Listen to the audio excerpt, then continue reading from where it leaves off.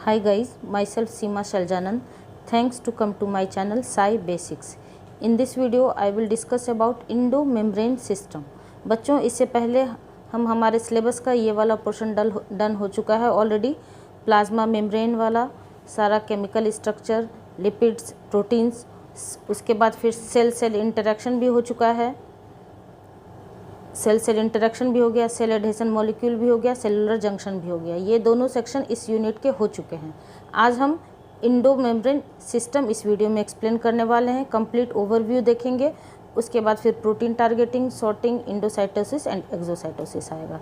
आइए देखते हैं इंडोमेम्ब्रेन सिस्टम। इंडोमेम्ब्रेन सिस्टम क्या है? तो जैसा कि मैं पहले भी बताती हूँ, किसी भी टर्म में उसका मतलब उसके नाम में ही छिपा होता है। इंडो मीन्स इनसाइड, अंदर की ओर, सेल के अंदर, और ऐसा सिस्टम जो मेम्ब्रेन से घिरा हो। It is a collection of membrane bound organelles. Endomembrane क्या है? It is a collection of membrane bound organelles which are interconnected, जो कि एक दूसरे के साथ इंटरकनेक्टेड होते हैं। वर्क टुगेदर, एक साथ मिल के काम कर सकते हैं। To modify and export cell products, that is proteins and lipids. वो मॉडिफाई करते हैं सेल प्रोडक्ट्स को। वो सेल प्रोडक्ट्स क्या हो सकता है? प्रोटीन्स और लिपिड्स भी हो सकता है, और एक साथ मिल के काम करते हैं, इंटरकनेक्टेड बेसिस पे होते हैं, इसलिए इनको क्या कहा गया है? एक साथ इंडोमेम्ब्रेन सिस्टम। इस इंडोमेम्ब्रेन सिस्टम में कौन कौन से ऑर्गेनेल आते हैं? मैं बहुत ही ज़्यादा कॉम्प्लेक्स डायग्राम आपको नहीं बताऊंगी, बहुत ही सिंप्लीफाई करके इसको एक्सप्लेन करूंगी। यह है आपका ultra structure of endomembrane system. ये देखिए, इसमें 4 ऑर्गेनेल आता है। सबसे पहला आपका इंडोप्लाज्मिक रेटिकुलम, दूसरा गोल्गी, तीसरा लाइसोसोम और चौथा वैक्यूल्स। इस चारों ऑर्गेनेल से इंडोमेम्ब्रेन सिस्टम बना होता है। तो ये कैसे इंटरकनेक्टेड बेसिस पे काम करते हैं वो हम फ्लो चार्ट के थ्रू देखेंगे। पहले मैं डायग्राम का एक्सप्लेनेशन बता देती हूँ। ये है आपका, देखिए यहाँ से ये वाला पोर्शन, ये है आपका न्यूक्लियस, ठीक है, और ये है न्यूक्लियस का ये आउटर मेम्ब्रेन, ठीक है। यहाँ से आपका इंडोप्लाज्मिक रेटिकुलम बर्डेड ऑफ होके निकला हुआ है, ठीक है, ये देख रहे हैं ये वाला पोर्शन। और इस इंडोप्लाज्मिक रेटिकुलम में 3 पार्ट होते हैं। क्या क्या? ये वाला पोर्शन है आपका सिस्टर्नी, और ये देखिए यहाँ से ट्यूब लाइक अपीयरेंस है, इसको कहते हैं ट्यूब्यूल्स। और उसके बाद यहाँ से बर्डेड ऑफ हो जाते हैं कुछ छोटे छोटे membrane bound vesicles, small vesicles. ये वेसिकल्स क्या होते हैं? इमेच्योर वेसिकल्स कहलाते हैं। फिर यही वेसिकल अंदर जाते हैं किसके? गोल्गी कॉम्प्लेक्स के अंदर जाते हैं, और फिर वहाँ मैच्योर होते हैं, ठीक है। तो ये हो गया सबसे पहला पार्ट आपका इंडोप्लाज्मिक रेटिकुलम।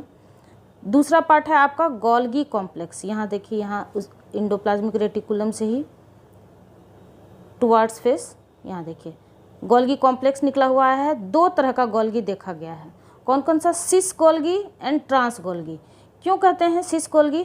तो ये जो टुवार्ड्स इंडोप्लाज्मिक रेटिकुलम है, ये वाला पोर्शन, तो उसको कहेंगे सिस गोल्गी, सिस फेस। और जो अपोजिट साइड में है उसको क्या कहेंगे? Trans Golgi. और यहाँ से जो बर्डेड ऑफ होके वेसिकल्स निकलते हैं बड़े बड़े, वो मैच्योर वेसिकल्स होते हैं, ठीक है। तो फिर यहाँ पर काम क्या क्या होता है? देखिए, यहाँ पर जो इंडोप्लाज्मिक रेटिकुलम में हमें पता है राइबोसोम प्रेजेंट होते हैं। यहाँ देखिए बिल्कुल रफ इंडोप्लाज्मिक रेटिकुलम में ये वाला पोर्शन जो आपको दिख रहा है यहाँ से स्मॉल डॉट्स के फॉर्म में, इसके ऊपर सिस्टर्नी के ऊपर ये राइबोसोम है। ये राइबोसोम अगर प्रेजेंट है तो इंडोप्लाज्मिक रेटिकुलम हमारा क्या कहलाता है? Rough endoplasmic reticulum. और इस बात को याद रखिएगा कि ये राइबोसोम इंडोप्लाज्मिक रेटिकुलम के केवल सिस्टर्नी पार्ट्स में ही प्रेजेंट होते हैं, ठीक है, ट्यूब्यूल्स और वेसिकल्स में नहीं होते हैं। तो इस राइबोसोम का क्या काम होता है? प्रोटीन सिंथेसिस कराना। और जहाँ पर आपको ये ट्यूब्यूल वाला पोर्शन और वेसिकल वाला पोर्शन जहाँ आपको नहीं है राइबोसोम, तो वो SER कहलाता है, स्मूथ इंडोप्लाज्मिक रेटिकुलम, क्योंकि वहाँ राइबोसोम नहीं, वो रफ नहीं है, वो स्मूथ है, वहाँ आपको राइबोसोम प्रेजेंट नहीं होता है, ठीक है। तो इसलिए वो क्या कहलाएगा? Smooth endoplasmic reticulum. तो इंडोप्लाज्मिक रेटिकुलम का क्या काम होता है? रॉ मटेरियल, जैसे कि आप मार्केट से आलू खरीद के लाते हैं, पनीर खरीद के लाते हैं, उसी तरह यहाँ पर ये प्रोटीन और लिपिड का सिंथेसिस करता है। इंडोप्लाज्मिक रेटिकुलम में रॉ मटेरियल का सिंथेसिस होता है। उसके बाद गोल्गी कॉम्प्लेक्स में आके यहाँ पर उस प्रोटीन का, उस लिपिड का क्या होता है? मॉडिफिकेशन होता है। मीन्स उस आलू को आप उबालते हैं, उसका प्रोडक्ट बनाते हैं। आप आलू पराठा बना लीजिए, आप आलू पनीर की सब्जी बना लीजिए, जो मन चाहे वो बना सकते हैं। तो वहाँ पर मॉडिफिकेशन भी होता है। उसके बाद उस गोल्गी कॉम्प्लेक्स को पता होता है कि उसका एड्रेस कहाँ उसको पहुँचाना है। स्विगी जोमेटो में जैसे एड्रेस आता है ना कि इस अपार्टमेंट में इस फ्लैट नंबर पे पहुँचाना है, तो वो काम गोल्गी कॉम्प्लेक्स का ही होता है। पहले मॉडिफिकेशन करता है, प्रोटीन और लिपिड जो भी आता है, उसके बाद उसको पैकेजिंग करता है और फिर उसके बाद उसके डेस्टिनेशन तक ट्रांसपोर्टेशन करता है। ये काम हो गया आपका गोल्गी कॉम्प्लेक्स का, ठीक है। उसके बाद आपका नेक्स्ट पोर्शन क्या होता है, यहाँ से जो उसके बाद मैच्योर वेसिकल्स यहाँ से निकल के आता है। ये वाला पोर्शन देख रहे हैं, मैच्योर वेसिकल्स। इसमें दो तरह के वेसिकल्स होते हैं, एक तो लाइसोसोम बना देता है, वहाँ डाइजेस्टिव एंजाइम्स होते हैं, इसलिए जो फूड प्रोडक्ट डाइजेस्ट होना था वो लाइसोसोम में चला जाता है, और जो वेस्ट मटेरियल बन जाता है वो वैक्यूल में चला जाता है। यही है आपका endomembrane system. Ultrastructure मैंने अच्छे से एक्सप्लेन कर दिया है। और mitochondria, peroxisomes, chloroplast are not part of the system. Endomembrane system का ये पार्ट नहीं होता है। आपको mitochondria, peroxisome, chloroplast are not a part of endomembrane system. ये हो गया आपका बहुत ही सिंपलेस्ट वे में आपका ultra structure of endomembrane system. अब आइए थोड़ा सा हम फ्लो चार्ट देखते हैं क्या है इंडो मेम्ब्रेन सिस्टम का। Endomembrane system consist of cell organelles and functions of all these organelles are coordinated. अभी हमने बताया बिल्कुल कोऑर्डिनेटेड फॉर्म में फंक्शन करता है।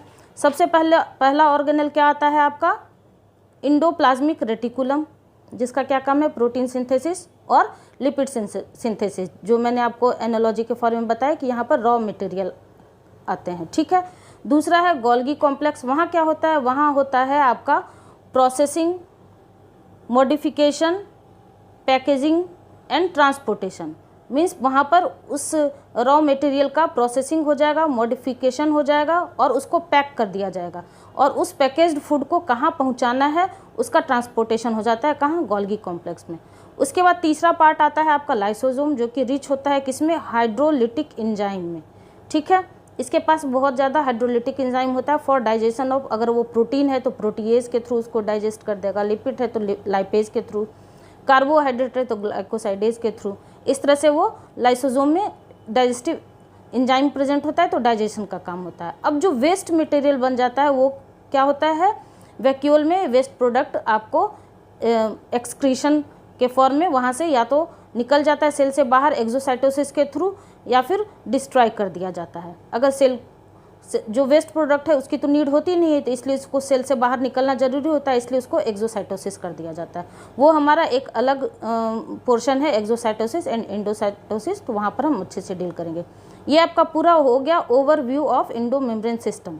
अगर आपको, मैं बता रही हूँ, अगर आपको क्वेश्चन ये Indo membrane system detail question में, लॉन्ग क्वेश्चन में आता है 15 मार्क्स में, तो आपको ये पूरा इंट्रोडक्शन भी देना पड़ेगा, ये वाला पोर्शन इंट्रोडक्शन भी देना पड़ेगा, ये अल्ट्रा स्ट्रक्चर भी देना पड़ेगा, फ्लो चार्ट भी देना पड़ेगा, प्लस जितना भी 4 ऑर्गेनेल है, endoplasmic reticulum, Golgi complex, lysosome और वैक्यूल, चारों का थोड़ा थोड़ा एक्सप्लेनेशन भी देना पड़ेगा, जो हम इसके बाद वाली वीडियो में 1 बाय 1 एक्सप्लेनेशन देखेंगे, इन डिटेल वीडियो देखेंगे, इंडोप्लाज्मिक रेटिकुलम का भी, कॉम्प्लेक्स, गोल्गी कॉम्प्लेक्स का भी, लाइसोसोम का भी और वैक्यूल्स का भी। और अगर आपको शॉर्ट आंसर में पूछ दिया तो शॉर्ट आंसर में इतना आंसर आपको सफिशिएंट होगा, इतना आप दे दीजिएगा तो ठीक है। और अगर 3 नंबर में आता है वेरी शॉर्ट में, तो आप कुछ मत करिएगा, सिर्फ आप ये वाला अल्ट्रा स्ट्रक्चर दे दीजिएगा और ये इंट्रोडक्शन दे दीजिएगा। इस तरह से मैं आपको आंसर कैसे आपको एक्सप्लेन करना है वो भी बता रही हूँ, और प्लस जो कॉन्सेप्ट है वो डायग्रामेटिक प्रेजेंटेशन के थ्रू और फ्लो चार्ट के हेल्प से मैं आपको अच्छे से एक्सप्लेन करने की कोशिश कर रही हूँ।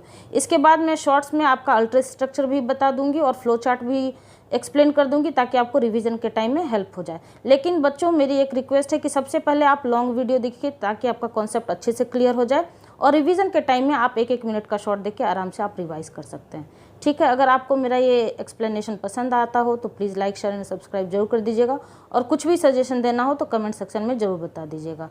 मिलते हैं हमारे नेक्स्ट वीडियो में, तब तक के लिए थैंक यू।